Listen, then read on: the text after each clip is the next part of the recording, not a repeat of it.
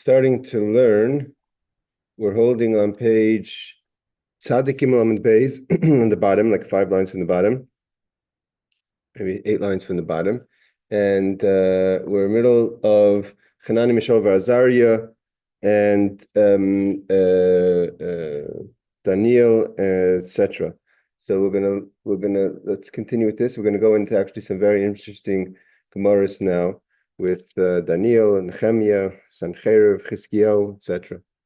Okay, so the Gemara says like this. So the pasuk, we were in the middle of quoting a pasuk that talks that Yeshaya Hanavi is talking about the prophecy of Hanani, Mishael, Azariah. I mean, Yeshaya Hanavi lived way before them. So it says, the pasuk says, let me just find the pasuk over here, Yeshaya. It says,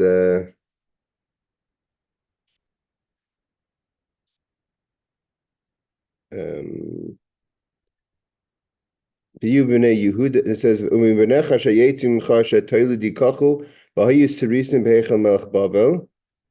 so it says that, so that was the pasuk we quoted before, that to say that there's going to be descendants of Yeshaya, I'm sorry, of Chizkiyahu, and they're going to be taken to the king of Bavel. And then the pasuk says, and it says, "V'nasati lahem bebeisi b'chamasi yad v'shem tov miban mibanas." We quote from this pasuk to say that they're going to have sons and daughters. So they're going to have sons and daughters, so that they're going to. So the Gemara asks, how do they have sons and daughters? If they're castrated, so they had either before, or it means something else. So then, but the pasuk continues, "Shem oilam eten loy." I'm going to give him a name forever. Asher lo yikares. I'm never going to cut off, so to say, my relationship loy to him in the singular. So it's the pasuk says. So the Gemara asks now, "My shame oilam etin lo yasher lo yikaris." What does it mean again in the prophecy of Yeshaya? Again, Yeshaya lived about, I would say, close to 100 years before the story of Hanani, Mishael, Azariah. Hanani, Mishael, Azariah happened in the kingdom of Nebuchadnezzar, and Yeshaya prophesied in the times of Chizkiyahu, almost Menashe. Menashe killed him. Let's say 50, 60 years, but definitely well before the story of Hanani, Mishael, Azariah. So the pasuk says, yes. What does it mean? Shem oilam etin lo yikaris. It's singular. We were talking about this. That the children, meaning Hanani, Mishael, Azariah, in the plural. We're talking in Hey Aaron. We're talking in the singular. So Amar Rab Tanchem Darsh Bar Kapara. He's been our go-to man for these questions. So Rab Tanchem said in the name of Bar Kapara that he said in the Bar Kapara darshan b'Tzipoiri in the city of Tzipori. Tzipori is of course the north, the hills on top of Tiberias. That Zeh Sefer Daniel, that when the pasuk says that Shem Oilam Etin, I'm going to give him a name, Lo Yikaris, they're never going to cut off, so to say. The relationship is that the book of Daniel is also going to come from these chevra, so to say, which is the friends of Hanani, Mishael, Azariah, also a descendant of David, like we said before, and or Chizkiyahu, and therefore that's the book of Daniel. Shenikra al Shemai, that's going to be called on his name, so therefore it's called the name of Daniel. Okay, so that finishes the subject that we were speaking about last week. Now the Gemara asks a question that's seemingly unrelated. And the Rashi says that, Rashi explains the question, like I said, etein loy lehem loy nemar, doesn't say to them, plural, it says him, singular. Only to the one of them, V'hainu Sefer Daniel, the book of Daniel, Shenikra Shmai. So Rashi says that, okay, so the book of Daniel is going to be part of the gift, so to say, to these young men. Okay, now the Gemara, Rashi says, now the Gemara is going to ask a question that's unrelated to the subject seemingly we spoke about until now. Agav the Asibiyah, Sefer Daniel. Once we mentioned Sefer Daniel, we're kind of going to go on to a similar subject in that conversation, but not directly connected. So the Gemara asks like this. What's the Gemara's question? Michte.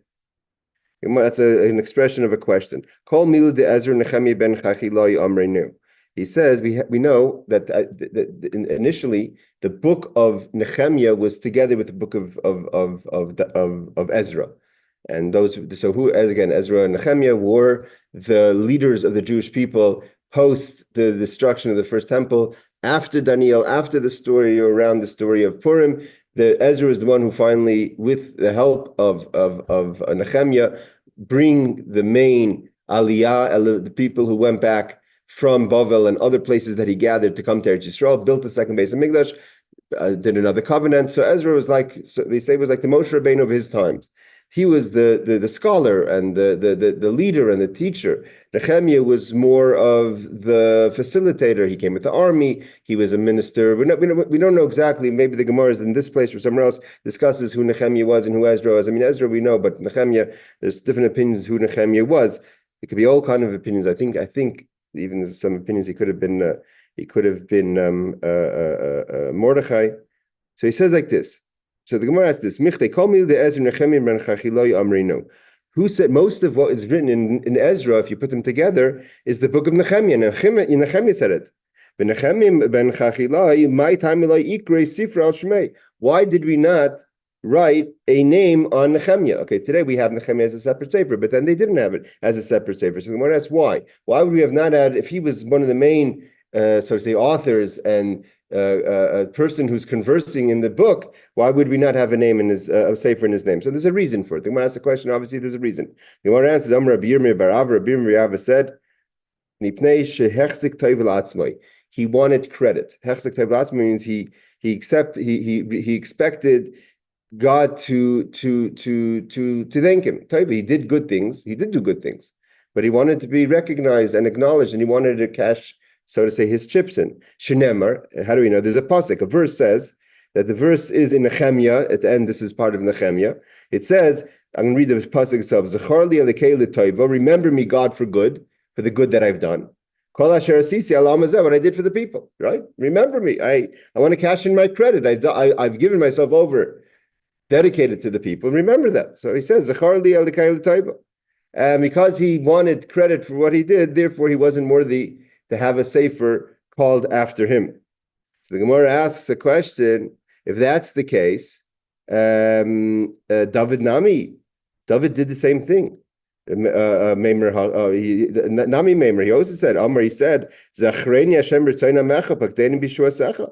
David HaMelech also says in Tehillim 106, he says, Zachreni Hashem, remember me, God, b'tzoyna mecha, with the want of your people. Pakdeni b'shua secha. Pakdeni is also an expression of remembering for my salvation. So he also wants God to remember him. So why is Nechemya worse than David? So the Gemara answers, because David rachmihu dekavay. David wasn't demanding it; he was pleading. There's a difference if you ask it in a way of rachmanis, saying that please God have compassion for me, and therefore remember me. Not so to say like demanding. And Nechemya came in more harsh. Rashi says, Roiv Dvarim, most of what's in Ezra was said by Nechemya. Rashi says, David Nami Amar Hachi Klemer My Machzik Tayvika. So Rashi actually explains the question differently.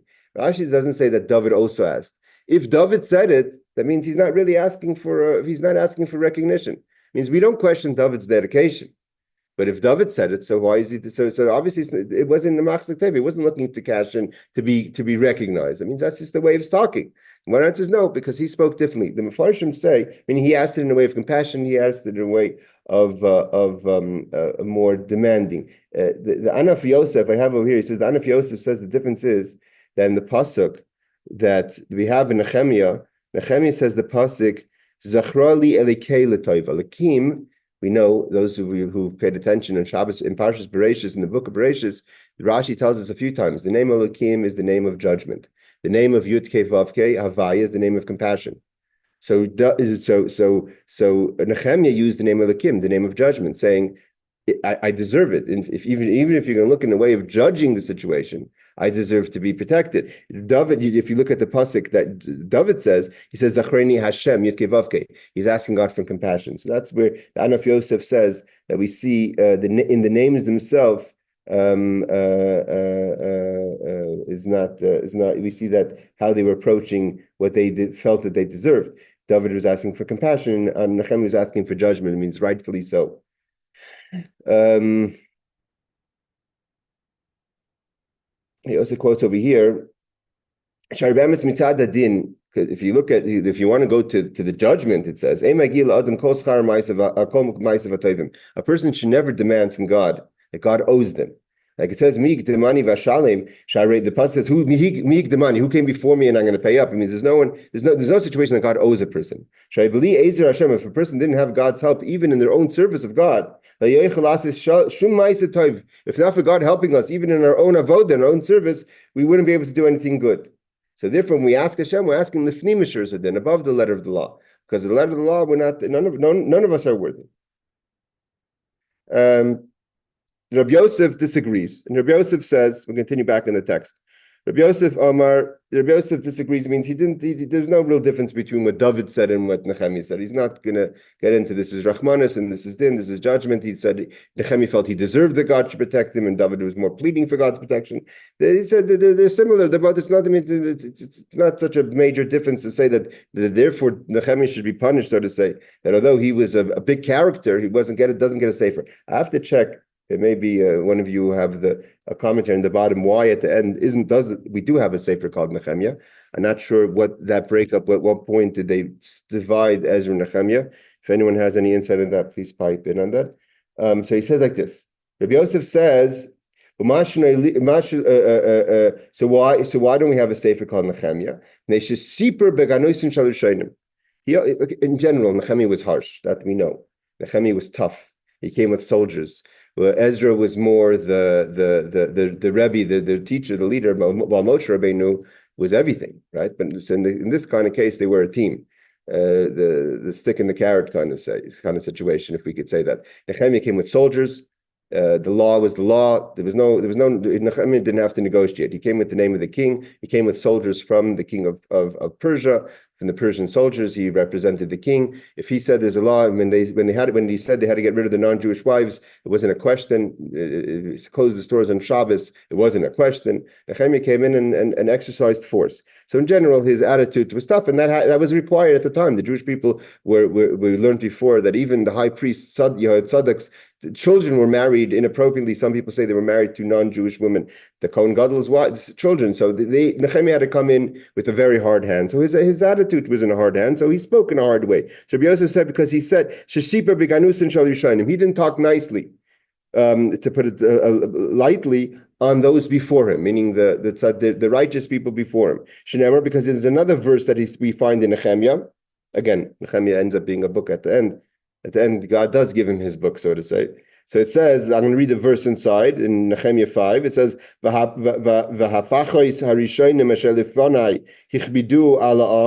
the people that were before me, they were tough on the people. They took bread and wine, meaning they took high taxes, so to say. They took monies. The young people, whatever that means, maybe their assistants, ruled the people. And I did not behave this way. Because I have fear of God. And he's saying basically he's separating himself from the way the people behaved before. He said they took money, they took taxes, they took food, they had harsh. I did maybe harsh, but I did it out of Yiras Hashem. I did it from the proper approach. But when he speaks to God, he speaks negative about other people. And Rabbi Yosef says that's the Hashem, even though maybe he was right, maybe he was wrong, but Hashem says that's how, if someone who talks like that, I'm not going to give him a sefer. He says, because he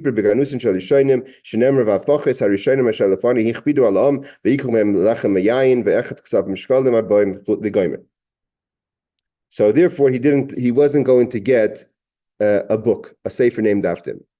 Like Rashi says, Rabbi Yosef says, "Lava hachi inish the David nami omer ki haygavne lekach nanish sefer shesiper beganusin shal yishayim." He says he disagrees with Rabbi Yirmiyah, I think it was, who said before, and he says it's not because he asked for God to recognize him for his taiva, because David also spoke like that, but because he didn't speak positive on those who were before him. Now he says, the Ein Yaakov says like this: that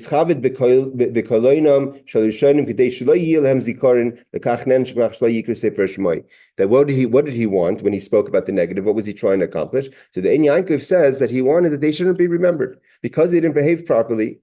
See, it's almost like, no good deed goes unpunished kind of attitude. Nechemya really, it was required for him to behave the way he behaved. I mean, he needed to exercise discipline. And therefore, in the discipline, he wanted even the leadership to be disciplined if they didn't behave properly. And then that comes, all of a sudden, everyone gets angry. Even God says, "What's going on with this guy? He's being so harsh." But he doesn't apologize for what he does. because Nechemya knows this is what needs to be done.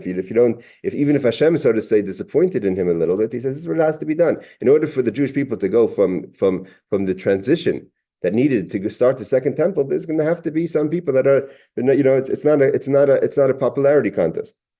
But now the Gemara says this. But the problem was, the Gemara says he included Daniel in this. When he spoke negative about the original people, he didn't speak about bad people. He even spoke about Daniel.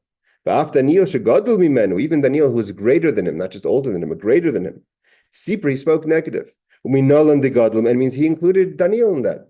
Daniel was a court Jew, the first court Jew, right? He was the famous Daniel, the God that had the vision and all that. But Nechemya was Nechemya, and again, he wasn't here to call any favors. So he spoke harshly about Daniel as well, and because of that, Rabbi Yosef says he doesn't get a sefer named after him. The end of the day is he has a sefer. Like I keep on repeating myself, means to say that at the end he was right. So he says, "V'afal Daniel shegadol imenu siper uminol degadol imenu." So the first thing Gemara says, how do we know that that Daniel was greater than Nechemya?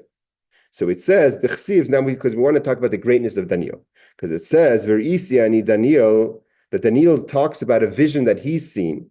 Right? Let's read it out of the verse. The verse in Daniel's 10:7, the famous verse says, Ver'isiani Daniel avadi, I myself saw this vision. As Hamara, the vision, the people that were with me, as Hamara did not see the vision, but they got a tremendous fear and shudder, and they hid. So Daniel talks about a vision that he saw. The people that were with him did not see. They got fearful and they hid. So the Gemara is going to analyze this whole pasuk. So again, inside the text, about 3 lines from the bottom. I myself saw the vision. But the people that were with me, did not see the vision. But they got a tremendous fear and shudder. And they hid. So the Gemara says, who are these people that did not see the vision that were with Daniel? So Daniel is in amongst other people, sees something that others don't see, although they have an effect from it because they get scared. The Gemara is going to say what that means. But before we get there, who are these people? Mani no anashim. Rabbi Yirmiyah says, Vitam Rabbi Chia bar Abba. Other people say it was not Rabbi Yirmiyah, but Rabbi Chia bar Abba said, Zechagai Zechariv Malachi. We know that the last prophets in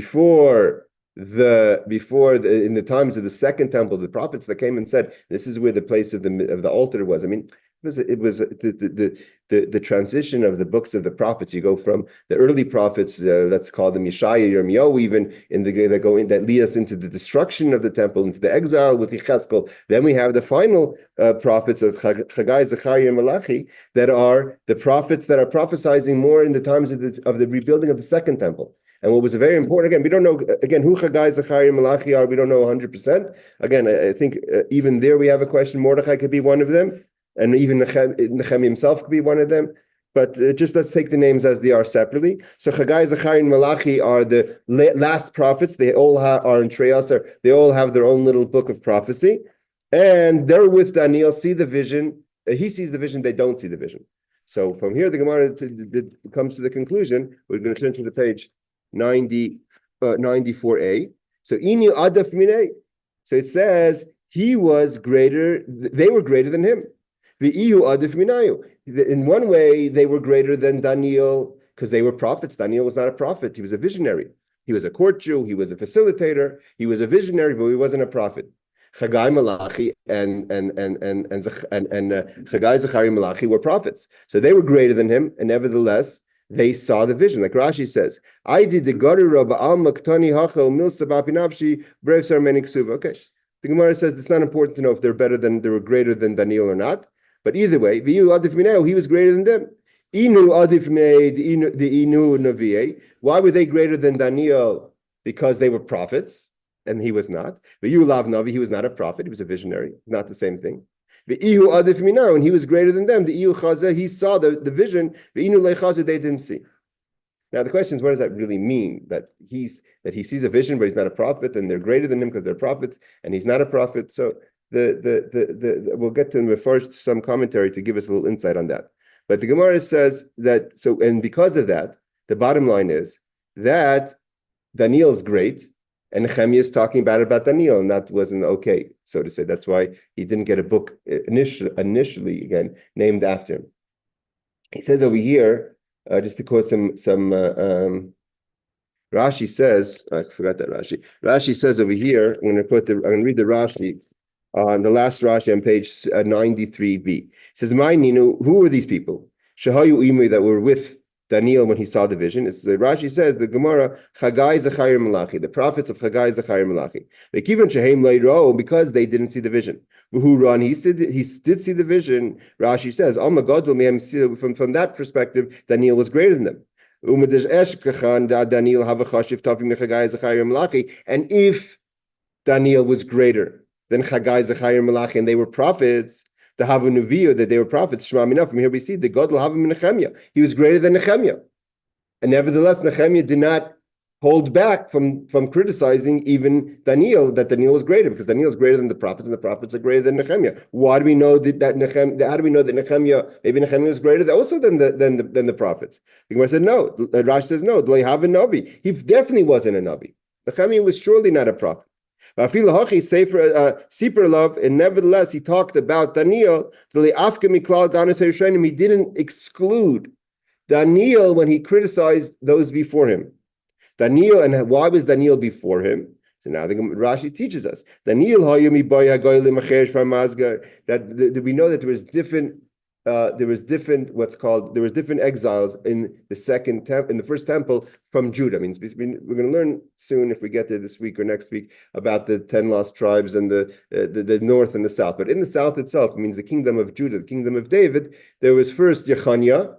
We talk about him in the Megillah. Yechanya was the first king to be taken into exile alive. Later, he came out of jail and he sat and he was kind of the leader of the Jewish people in exile, but he was a king for a short period. He was exiled, and with him was exiled the Chayrish and the Mazgir, which were basically, according to most Mefarshim, means the aristocrats of Jerusalem, means the better people, the Sanhedrin, and a lot of the great people were taken with Yechanya. So I'm saying the upper class, both spiritually and, so to say, in status.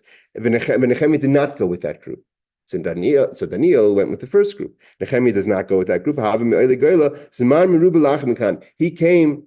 He was one of those people who much later than Daniel. So Daniel is from the aristocrats. He's taken with Nechemya. So he's greater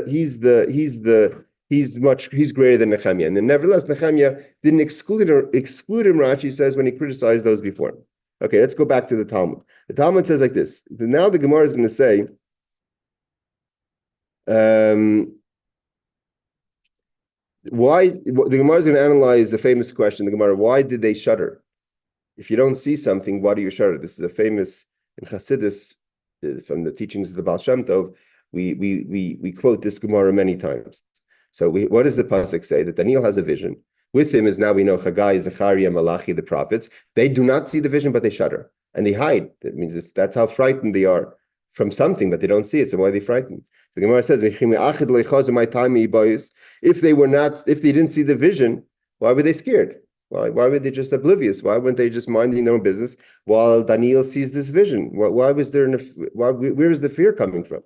The Gemara asks a famous answer that although they didn't see it in their conscious, they didn't see anything, but their subconscious, their mazel, what's called the mazel, saw it. And here we have the concept of mazel. What's the mazel?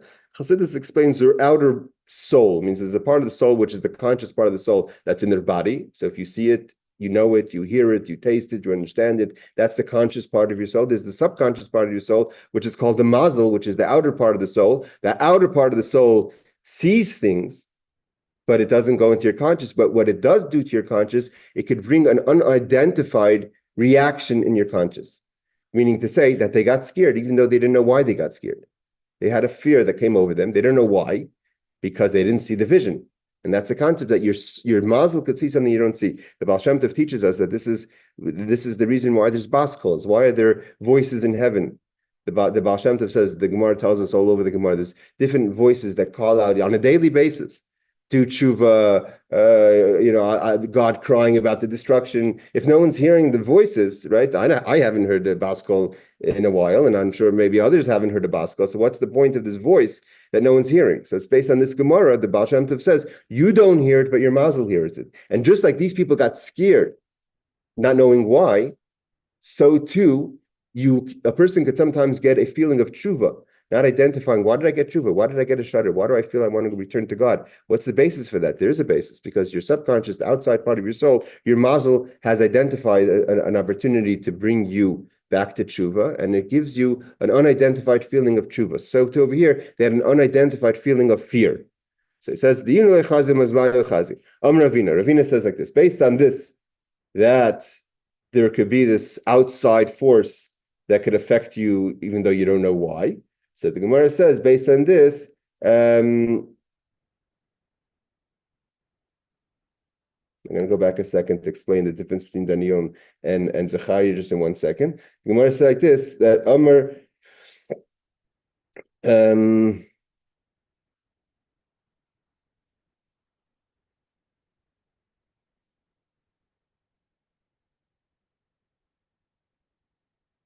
Ravina says like this, Shmamina, from this we learn, the man dimibayis, if a person gets an unidentified feeling of fear, you don't know where it's coming from. You have to know that if you get a fear that comes out of place, so you don't know, you get a bad feeling, people say have a bad feeling. There could be that your soul, your outer part of your soul, the Gemara says, is identifying a concern, and therefore it's triggering, so to say, electronic feelings of fear that you should react to. What should you do about it? The Gemara says, so you have a fear, how do you deal with it? It says they hid. The Gemara says, it doesn't say you should walk, you should jump 4 paces out, because we know that a person's space is within 4 amos. So if you walk slowly, you're going to kind of drag that space with you. So if you jump out of that space, like Rashi says, lidloik, to jump, so then you jump out of that space, and maybe that will get you out of that bad kind of vibe. Inami, or you should say Shema. So one is to run away, and one is to deal with it. The other one is to say the Shema. By saying the Shema, that could overpower that moment. So what happens if you're in a place that is dirty? Means you can't say the Shema halachically. Like it's Rashi says, you can't say the Shema. Then you should say, kind of, this is mystical talk. You should talk to the spirit that's kind of giving you a bad vibe, and say to them that, let's bring down the exact translation. You should say to them, Lema hachi iza deveitavcha shmeina meni. The goats in the slaughterhouse are fatter than me. Basically, you're telling the voice, so to say, that's trying to harass you. So it seems like the voice isn't always kind of with the best intentions. It's not like your mazel is hearing something that you should know. Sometimes it's better not to know things, right? So he says, you want to bother someone, there's some goats in the slaughterhouse that are fatter than me. They're better, it's a better score over there. So I'm just go back, I'm going to explain that in a second, but I'm just go back a second about the difference between Nechemya and Daniel and Haggai. Why were they considered better than him if they were visionaries? And if they were visionaries, why didn't they see the prophecy? So he says, the Masha asks like this question. The Masha asks a question like this. Masha is, of course, a commentary on the Talmud. Masha lived, I believe, in Poland. He was from the Achroinim, but he's from Masha, had a tremendous yeshiva. So it says, how do we know? The Hare Daniel Atzmalei Navi. How do we know that Hare Daniel Atzmalei Navi? Kfi Shemash Makan, Kufisha Gemorah Meres Lahan. Seemingly, Daniel was not a prophet, and nevertheless, he was greater than Haggai, Zechariah, Malachi. So maybe Nechemya was also greater. So they say like this. You can't say that. He says, because nowhere in literature do we find that Nechemya was ever greater than Daniel. Here we find that Daniel is greater than the prophets in this vision. But and he says also, and the Megillah says that the difference between the prophecy of what Haggai, Zechariah, and Malachi see and the vision of Daniel, a prophecy by definition is not that the prophet is given information. The prophet is given information to give over to the people. Daniel was shown a vision that's a private vision. So it's not a prophecy. They didn't see the private vision. They were prophets. Prophets is a messenger. A Navi is a messenger to give over a message. So Daniel was never given over a message to give, although he quotes it, but we don't understand it. We know that the secrets of the redemption are in the prophets, in the visions of Daniel, but it wasn't necessarily a message that was given over for people to rebuke or to bring people back to tshuva. Okay, let's skip back forward. So we're back in Rashi that's talking about that you should whisper to the voice, to the subconscious, right? We're going to have people talking to themselves. Go to the goats that are fatter in the slaughterhouse that are fatter than I. So the Rashi says, Lema hachi lachash, you should whisper. Maybe it's just a better idea not to say it loud for many reasons, right? There are many people talking in the street like that. So either way, lachash, you should whisper. Basically, Rashi says, go to the goats, leave me alone. Okay. Let's go a little further. We're going to go into now. So we finished this kind of topic of Nechemya, and now we're going to go into the Gemorah about Chizkiyahu and Sennacherib. So before we go there, just a quick bio on Chizkiyahu. So who's Chizkiyahu? Chizkiyahu is the son of Achaz, and he was king in the secular calendar 562 to 533 before before the original calendar, before the counting of the calendar.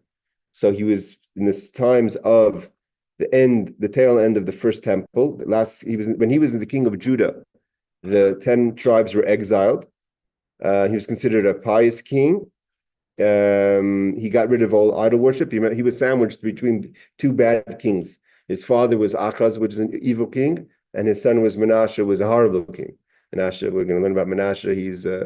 He's a murderer. He's an idol worshiper. He kills his grandfather, which is the Isaiah the prophet. Achaz also wasn't as bad as the grandson, but he was bad, so much so that when he passed away, King Chizkiyahu dragged his body in the street as a sign of disrespect and as an atonement for his father. He wanted his father to go through that, even after his life, to go through a belittling that would help him for his atonement in the afterlife. It says that the Jewish people were we're going to learn soon, the Jewish people on the highest level of study, Torah study. There's one of the greatest times of Torah knowledge in the Jewish people's history was in the days of King Hezekiah. To his credit, not just that he was the king that time, he made it so that the Jewish people should learn. He taught, he set up institutions of studying. Kids were knowledgeable, women were knowledgeable, men were knowledgeable. They went out, they sent out scouts around the entire Judah to find that people were experts in the most complex laws of the Torah. And now we're going to say, based on all these righteous things, he was worthy to be the Mashiach. We're going to see this difference of opinion. The Ben Ish Chai says it's not the real Mashiach, means he was going to be like Mashiach. But the conventional wisdom, not according to the Ben Ish Chai, of course, the Ben Ish Chai, great scholar in the end of the 18th century of 19th century for Sephardic Jews, Baghdad. The Ben Ish Chai is one of the authorities of Sephardic halacha. So he holds that it wasn't Mashiach exactly, but it was like to be in the days of Mashiach. But either way, there was an intention to make Chizkiyahu great. Now, Chizkiyahu was faced also Sennacherib. Sennacherib was the king of Assyria. Assyria is kind of the northeast of Eretz Yisrael, which would be kind of today somewhere between Iraq and Syria. And it was the city of Nineveh. We learned about it in last week's parsha. From Ashur, Syria was a nation from the beginning of time.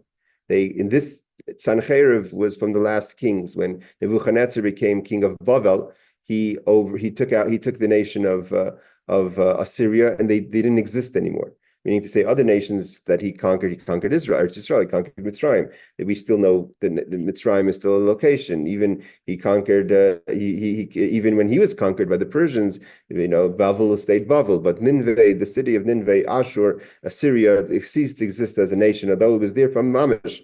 It says from Noach's times there was Ashur.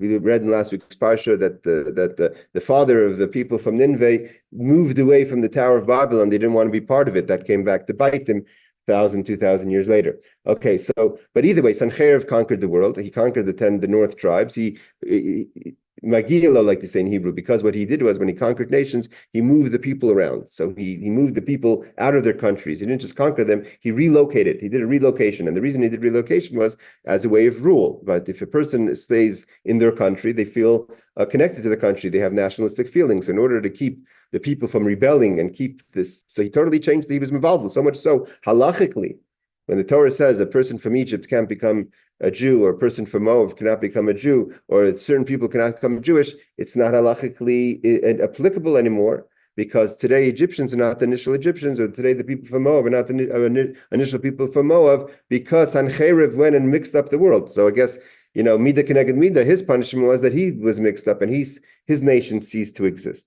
Okay, now we're going to go into the Gemorah about, so after Sennacherib conquers the north, conquers most of the world, he goes after Judah. He goes after King Hezekiah. Very hard times for the king. It's number-wise, it was not possible to win this war. It wasn't even a chance.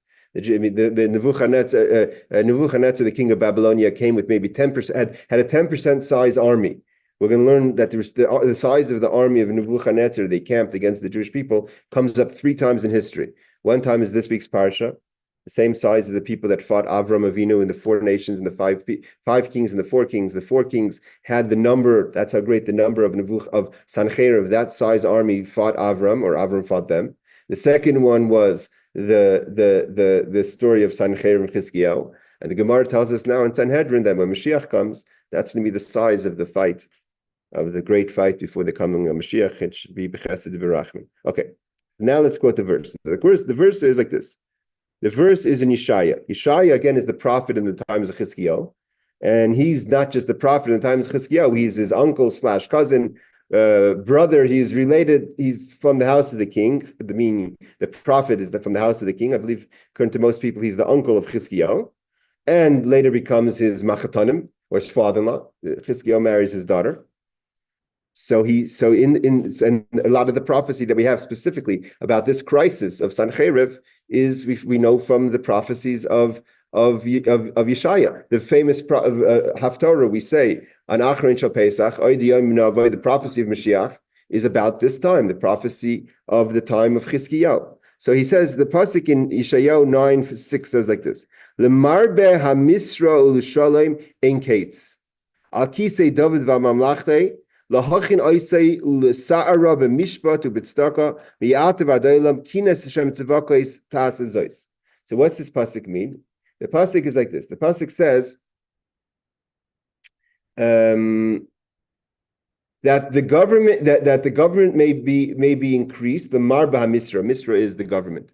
So the marba, to add to the government, and of the peace there will be no end. L'shalom ein kates.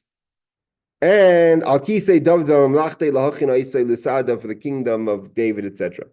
In the actual verse of the marba has a complete mem. The mem of the marba is a closed mem, not is not a open mem like it should be. We never usually have a closed mem in middle of a word. So the marba hamisra is a closed mem, and the question is why. So it says this is going to be great.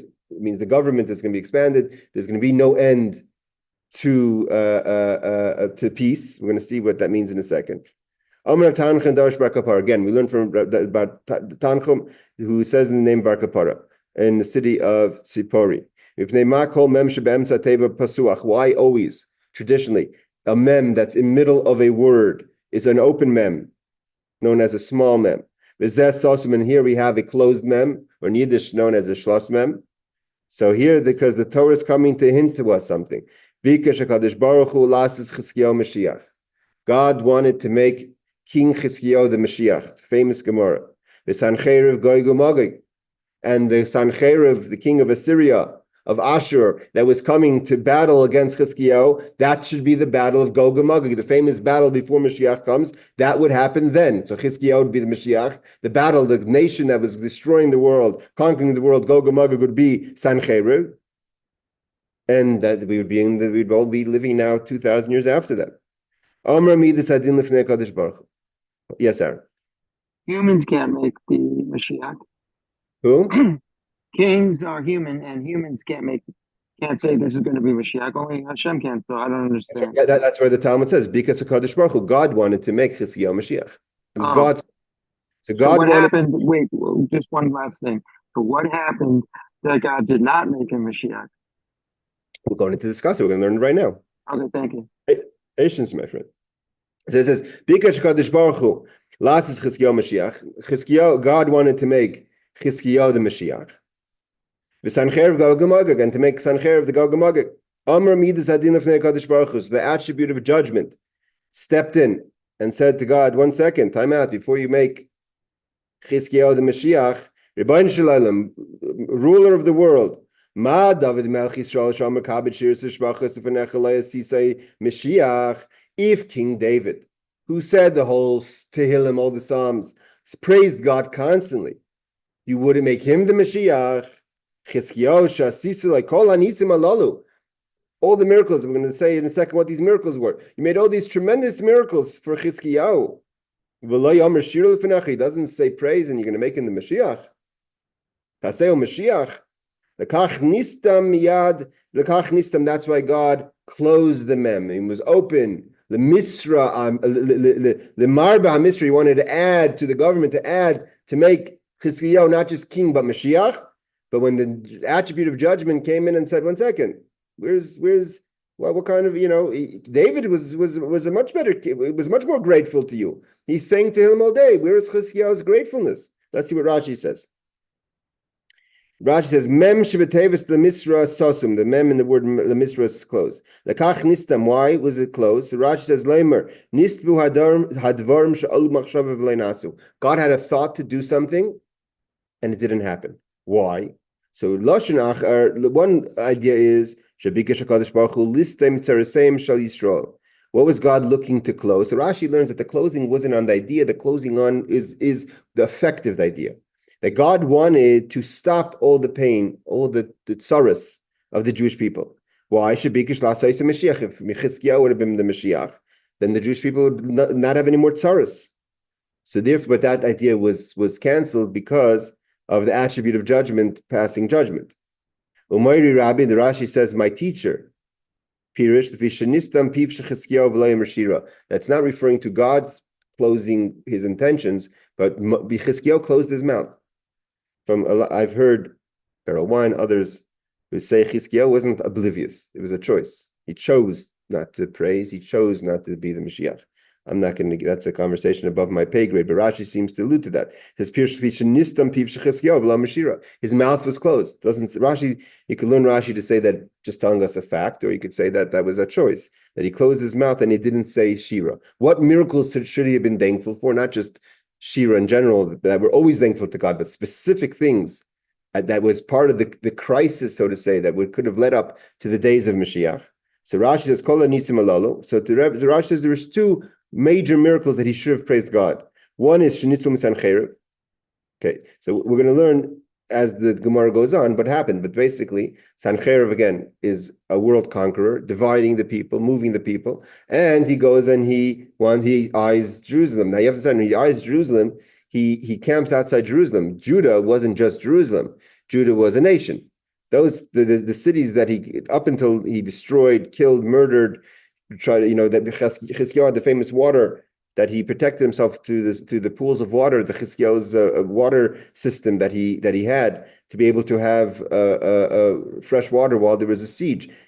Sanhedrin came and sieged Jerusalem, and then we know those who say the piyut, the song on Seder night, on the 15th of Nisan, the same night the Jewish people were saved from Egypt, which would make sense why it's Mashiach, Geula, and Geula, redemption. That night, the angel came down and destroyed the army. Chizkiyahu didn't fight Sennacherib. It was God came down. I mean, it's always God, but it wasn't God through, like David used to go to war physically.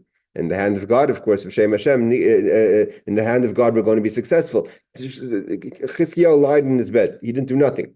God came down, the angel came down and destroyed the camp of Assyria. Again, a camp much greater than any camp that was planning to attack the Jewish people, including even the destroyers of the temple eventually, which was Nebuchadnezzar. The Rebbe says it was like 100 times greater army. So he says, and the second thing was, we know that Hezekiah was also told by the prophet Yeshaya that he's going to die. Right? The famous thing that Yeshaya came, he was sick, and the prophet was sent by God to tell Hezekiah, that's it, say vidu, you're a dying man. The reason why he was dying was he didn't marry. He didn't marry because he was a prophet himself, and he knew he would have horrible children, which he had. And that's the famous thing that Yeshayahu says, that Kashid Rahman Alamlach, you can't ask God, you can't challenge God. God says you have to get married. That's a mitzvah. You think that you're going to have bad children, that's not your problem. That's God's problem. You have to educate. And he said, the Gemorah says he tried to educate his children. It wasn't like he was lazy as a father. He educated the whole Israel, but his children weren't taking to his education, and he ended up becoming a horrible king, Menashe. Now, but Chizkiyahu doesn't accept the prophecy. He says, I have a Messiah, I have a tradition from my family, meaning from King David, that even if a sword is on a person's neck, this is one of the foundations of bitachon, that Chizkiyahu teaches us, that even if a sword is on a person's neck, one does not give up hope. And he turned to the wall and he prayed, and the prophet came back and said, because you prayed and because you davened to Hashem, you got 15 more years, you got 15 extra years to his life.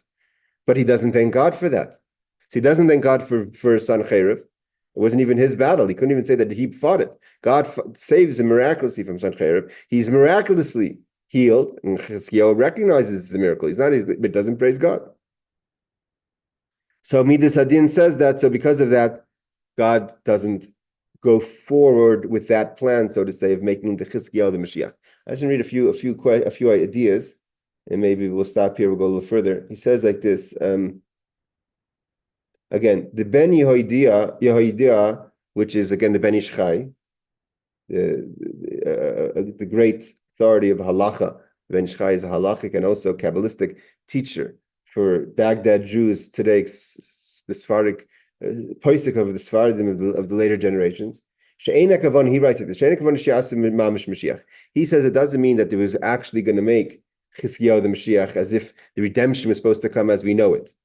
And the final redemption should be in his days. God make him almost as great as Mashiach. And he would have wonders like the ones will be in Mashiach's days.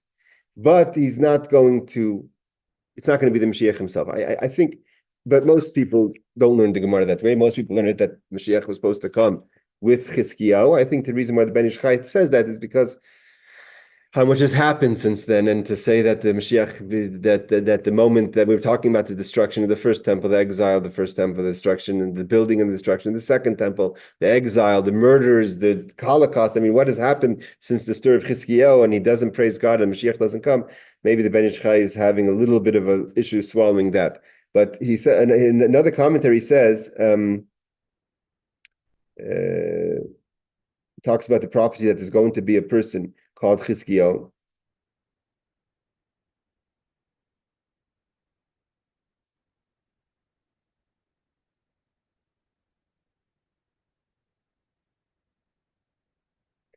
So one of the commentaries learned the Masha says that when it says Ulishalem Ein Kates, that although he's going to have peace, so you could translate the verse to say that he'll have Ein Kates, he'll have everlasting peace, or he'll have, it depends where you put the comma, right? So you can put Shalom Ein Kates, comma, that's going to be a Shalom that has no end, which means an everlasting peace, which was seemingly the plan of Mashiach. Or you could say Shalom, comma, Ein Kates. He's going to have peace in his days, but he's not going to have the Kates. He's not going to have the end of the days. It means we know that the days of Mashiach is called Kates Hayamim, the end of days. So the Maharsha says you could put the comma after the word Shalom and say that he's going to have peace, but not in a peace like Kates. It's not going to be the Kates. It's not going to be the end of the days of Mashiach.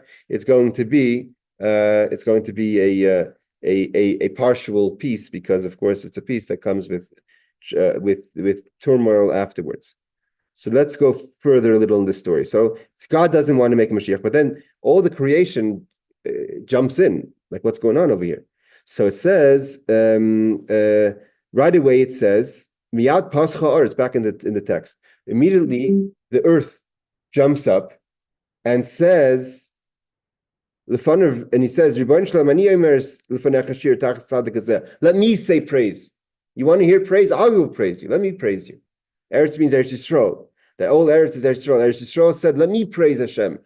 And instead of the tzaddik, instead of a Kadosh Baruch Hu. V'aso Mashiach and make him Mashiach. Don't not make him Mashiach. Don't listen to the attribute of judgment. Because he didn't say Shira, he didn't say praise. I will say praise. Right away, the earth opened up and said, Shira lefanev Tashem, like it says, he quotes the verse again in Yeshaya that it says, Miknaf ha'aretz mirois, from the corners of the earth there's song. Shemanu, we heard Tzvi Tzaddik, which is an expression for Yeshaya, for the Tzvi, for the Tzaddik. In place of the Tzaddik, the earth said Shira. Evidently didn't have the intended effect. So Omer Sara Olam, so the master of the world, who's the Sara Olam? Rashi says Sara Olam is the Malach Shekol Olam Masr B'Yadeh. There's a king, there's an angel that God makes in charge of all things of the world. So this angel right away also says, Rebbeinu Shalom, master of the universe. So he says again. Also, he says that he's also trying to get Hashem to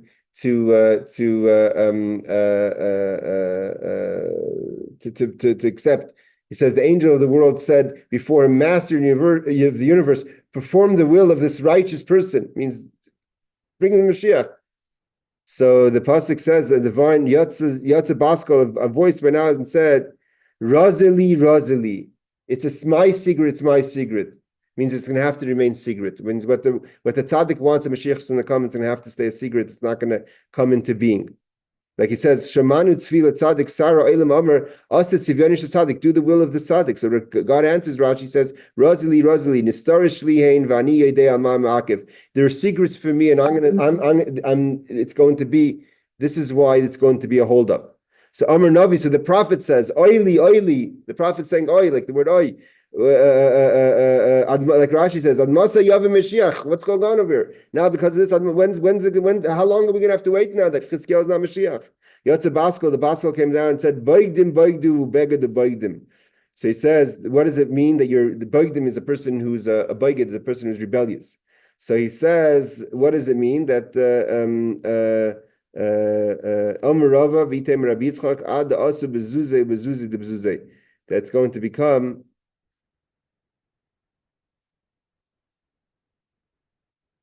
that the bazi means like a robbing. So he's going to rob and they're going to rob. It's going to be one situation of robbery. It's not. It means until Mashiach comes, there's going to be a lot of negativity. It says Rashi says until the enemies of Israel, meaning the Jewish people, are going to be. There's going to be a lot of destruction before Mashiach comes. So the prophet says, "Ad Masay, when's Mashiach coming?" And it's going to be a long time. All right, let's stop over here. Continuation with this conversation, so to say, between different entities and God, trying to bring the Mashiach. But the end of the day is the moment passed. And okay, the Ben Ish Chai says it wasn't going to be the real Mashiach, but from the Gemorah it seems like we were talking about the Mashiach here because everyone was saying Ad Masa Yav Mashiach, like Rashi says, when is Mashiach going to come? So this all came about because Chizkiyahu was not the Mashiach. Okay, if anyone has any questions, now's a good time to ask. Otherwise, we shall see you all next week, Be'ezer Hashem.